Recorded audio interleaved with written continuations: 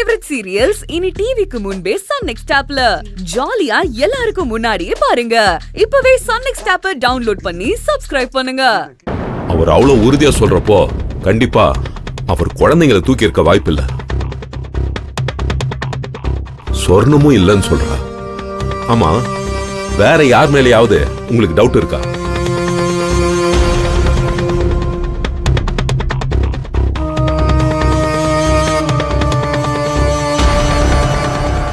Sir, எனக்கு ஒரு idea தோணுது. சொல்லுங்க. நாம ஏன் உங்களை யாராவது கடத்திருப்பாங்கிற நோக்கத்தோட விசாரிக்கணும்? ஒருவேளை பசங்களாவே ஓடி போயிருந்தா?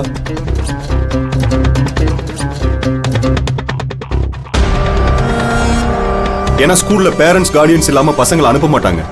அப்படி இருந்து அவங்களா போயிருக்காங்கன்னா விருப்பப்பட்டு தானே போயிருக்கணும். பட் அதுக்கான நோக்கம் என்ன? அது அவங்க தான் சார் சொல்லணும்.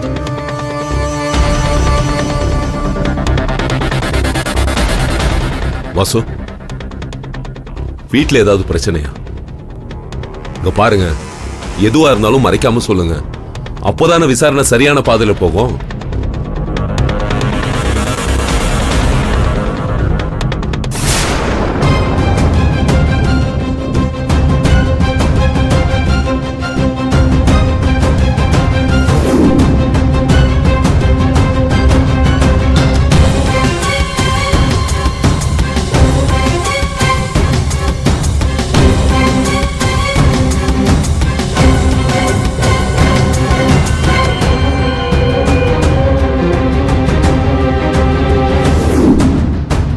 நீங்க சொல்றத பார்த்தா அன்வர் சொல்ற மாதிரி அவங்கள யாரும் கடத்தல, காணாம தான் போயிருக்காங்க.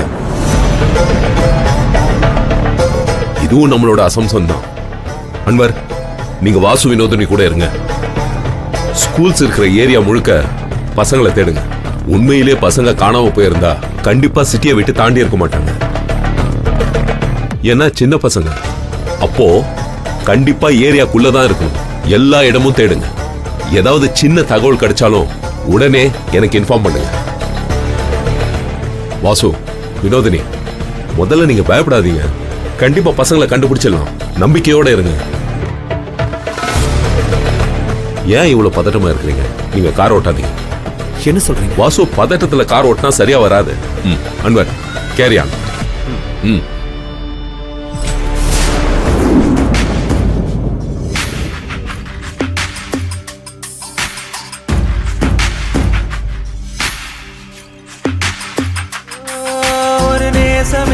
உயிர் தீண்டும் நேரம் நான் மெதுவாய் கரைய, இவள் பாச பார்வையனில் வாழும் போது நான் அழகாய் கொலைய, ஓயாமலே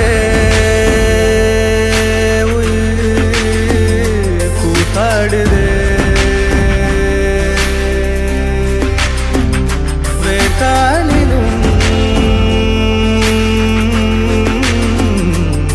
கூக்குது.